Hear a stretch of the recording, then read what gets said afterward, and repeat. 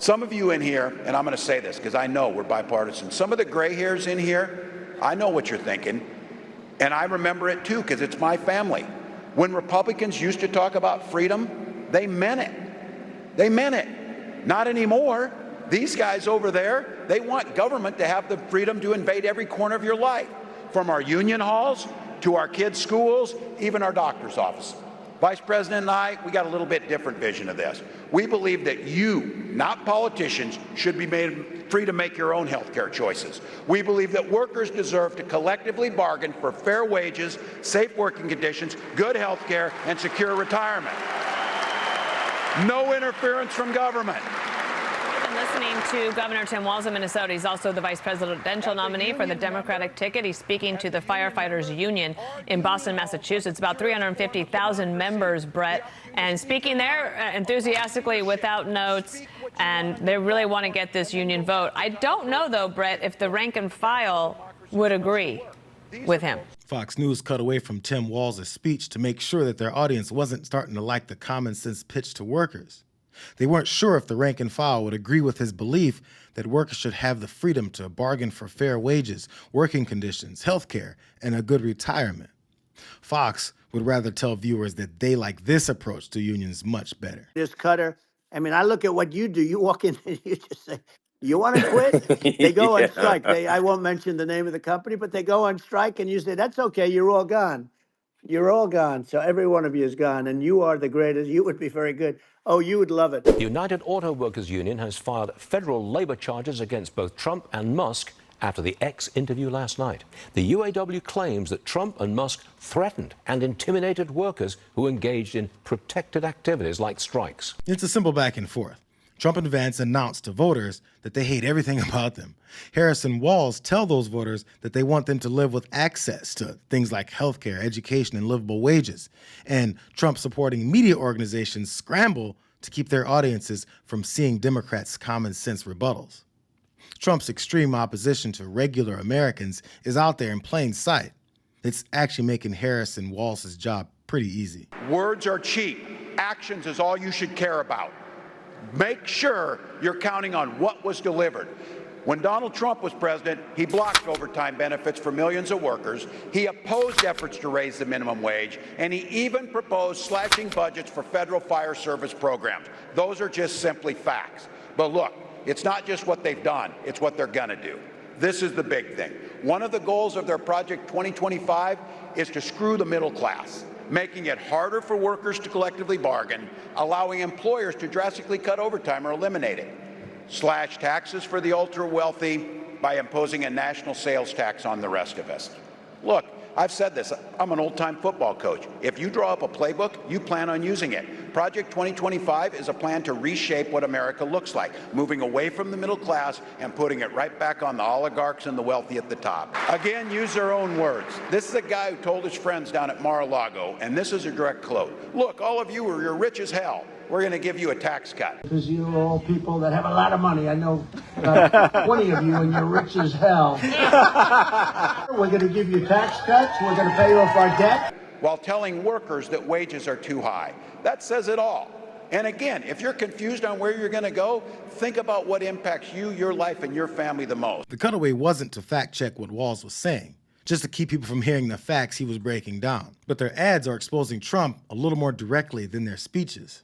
Donald Trump's back, and he's out for control. I would have every right to go after them. Complete control.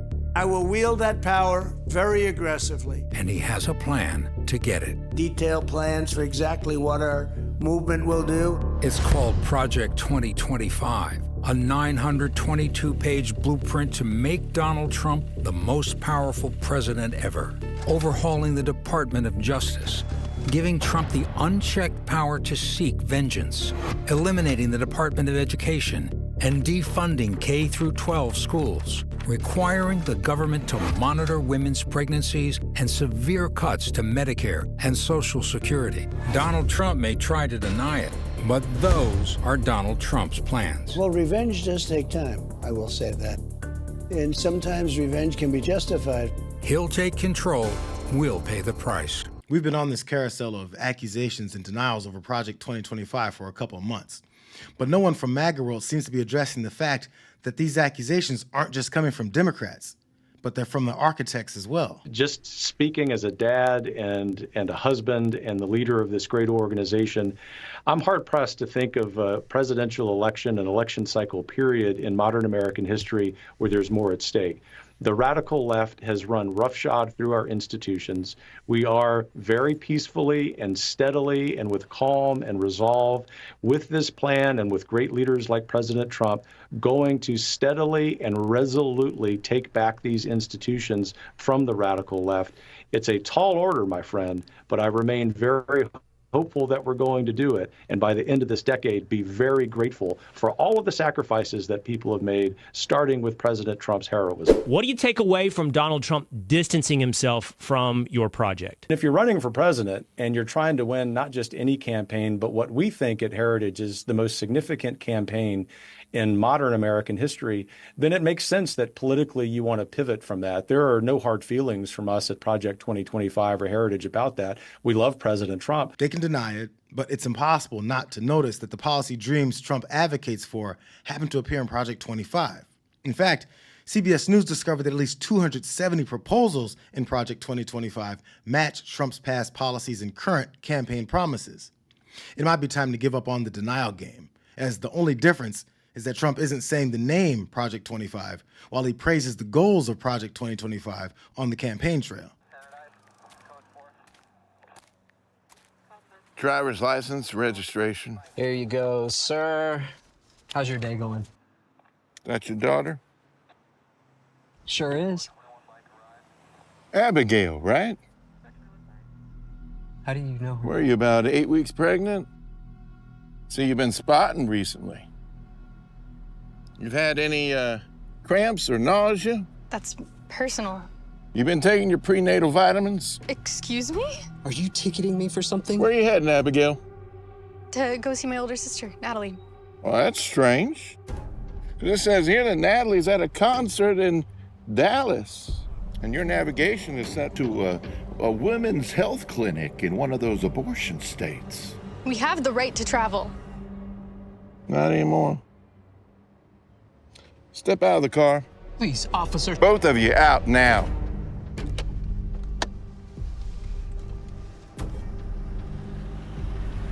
You, sir, are under arrest for crossing state lines to obtain an abortion for a minor under your care. And you, young lady, well, you're under arrest for evading motherhood.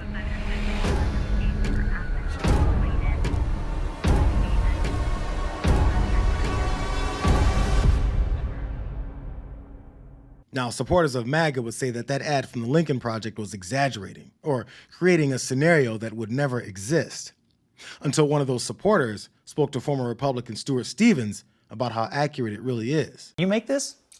I didn't make it, but I'm with the Lincoln Project, and I think it's going to be a very effective ad. So when you watch the problem with the unimaginable is it's difficult to imagine. And what you have here are these laws that are being passed. This actually has happened. I mean, they did criminalize someone going out of state in Ohio. And look, when you get these states that ban abortion, you know, they are going to track all this. When you make something a criminal, if you're a woman and you're using an app to track periods, that could become evidence against you in a trial. That is the world here. And one thing about it is, you know, we only banned abortions in states like Mississippi for poor people. Because everybody I grew up with in Mississippi who had money and something, they wanted to get an abortion, they would get an abortion. Right. And that is still going to happen. And just like Tim Walz's approach to simply use Trump's words and anti-freedom positions against him, Republicans can deny their desire to have a nationwide abortion ban or their urge to restrict travel to states that provide reproductive health care. But one or both of these guys, they've already confirmed it. Okay, look, here's the situation. Let's say Roe versus Wade is overruled. Ohio bans abortion, in 2022 or let's say 2024. And then, every day, George Soros sends a 747 to Columbus to load up disproportionately Black women to get them to go have abortions in California. And of course, the left will celebrate this as a victory for diversity. That's kind of creepy. Health justice is when we exterminate working class Black people. Something really, exactly. something like that could, I mean, that would be a really weird turn of events that could happen, yes. And it's like, if that happens, do you need some federal response to prevent it from happening? Because it's really creepy.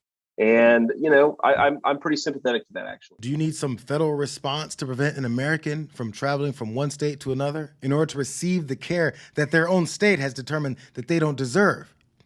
J.D. Vance is pretty sympathetic to that federal response. But they want people to think that these kinds of ads that depict what J.D. Vance is sympathetic to aren't accurate.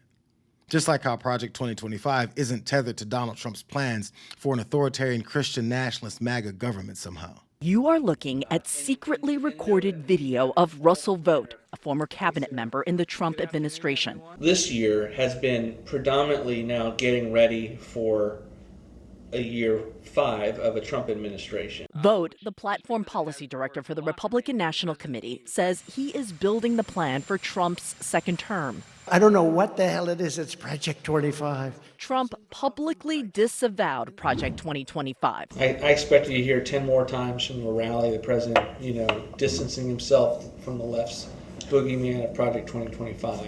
Yeah. And you're not worried about that? I'm not worried about it. And so I see what he's doing is just very, very conscious distancing himself from a brand. He's very supportive of what we do. The conversation covers a host of issues, like abortion and how his position differs from Trump. He talks about rape, incest, and the life of the mother. I don't actually believe in those exceptions. I want to get to abolition, but we got to win elections. And so I want to get as far as we possibly can.